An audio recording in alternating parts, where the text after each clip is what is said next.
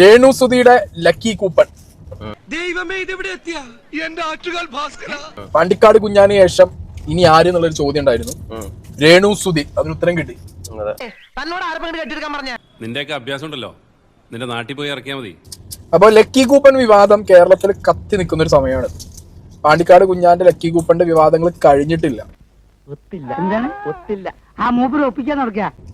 ഇവർക്ക് അത് അറിഞ്ഞോ അറിയാതെയോ ചെയ്യുന്നതാണോ അറിയില്ല. കാരണം സോഷ്യൽ മീഡിയയിൽ ഒരു സംശയമില്ല, അത് അറിഞ്ഞുകൊണ്ട് അത് വിവാദം ആവണം എന്ന് വിചാരിച്ച് ചെയ്യുന്നതാണ്. കാരണം എവിടെയോ എന്തോ ഒരു തകരാറ് പോലെ. ഇനി ഇതിനെ കുറിച്ച് ആരെങ്കിലും വിമർശിച്ചാൽ രേണുസുതി നാളെ വന്നിട്ട് പറയും എന്ത്, അയ്യോ എന്നെ വിമർശിച്ചേ, എന്നെ പറഞ്ഞു. അത് പറയാൻ നിൽക്കരുത്.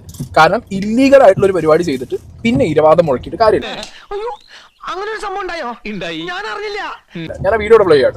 500 രൂപ വീട് ആണ് ഗൈസ്. വേറെ നല്ല 2500 സ്ക്വയർ ഫീറ്റ് കിടിലൻ വീട് നിങ്ങളെ കാത്തിരിക്കുകയാണ്. വീട് മാത്രമല്ല, 2ാം സമ്മാനം എന്ന് വരുന്നത് പുതിയൊരു അടിപൊളി സ്വിഫ്റ്റ് ആണ്. ഇതിലെന്തോ ദുരൂഹതയുണ്ട് ഭൈരവ. ഇതാ എനിക്ക് പിടിക്കാത്ത. ഞാൻ എന്ത് ചെയ്താലും വെയിറ്റില്ല.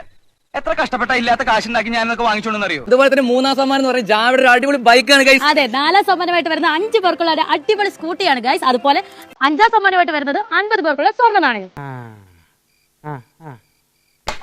ഇട്ട് വട്ട് കളിപ്പിക്കുന്നത് എല്ലാവർക്കും ഒരു രസമാണ്. ഇവിടെ കിടിലൻ എന്ന് പറഞ്ഞു കഴിഞ്ഞാൽ 3 ബെഡ്റൂം ഉണ്ട് കേട്ടോ. സൂപ്പർ ബെഡ്റൂമാണ്. അതുപോലെ ബാൽക്കണിയിൽ നല്ല അടിപൊളി വിഷ്വൽസ് ആണ്. ഓക്കെ, കൂടുതൽ പുലിമാല ഇറങ്ങി പോടാ.